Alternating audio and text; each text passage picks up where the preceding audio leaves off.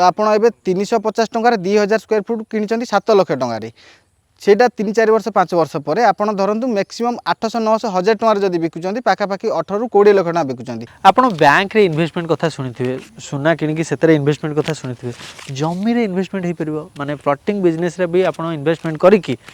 लक्ष लक्ष टका रोजगार करेंगे। तेज चलतु आज जाना जे लैंड इन्वेस्टमेंट रे केमिति रिटर्न थाए आउ बैंक रे इन्वेस्टमेंट करने अपेक्षा केते लाभवान हो पार जदि आम ये फ्लोटिंग बिजनेस रे इन्वेस्टमेंट करुचे। 350 रे आप 2000 स्क्वायर फुट जमी एवं किणुंट आपंकर पटाफटा सब आप ना जेहेतु आमर ये गोटे बहुत बड़ सोसाइटी तैयारी होची वसुधा नगर लेन 1 लेन 2 लेन 3 ये पाखापाखि 2-3 वर्ष भितर 100-200 घर क्रिएट हम जिते घर हम से एरिया रे लैंड कस्टा बढ़ी तो आपड़ ए 350 टकर 2000 स्क्वायर फुट कि 7 लाख टकर सेटा 3-4 वर्ष 5 वर्ष पर आप धरतु मैक्सीम 800-900-1000 टकर जब बिकुंट पाखापाखि 18 ରୁ 20 लाख टका बिकुंट।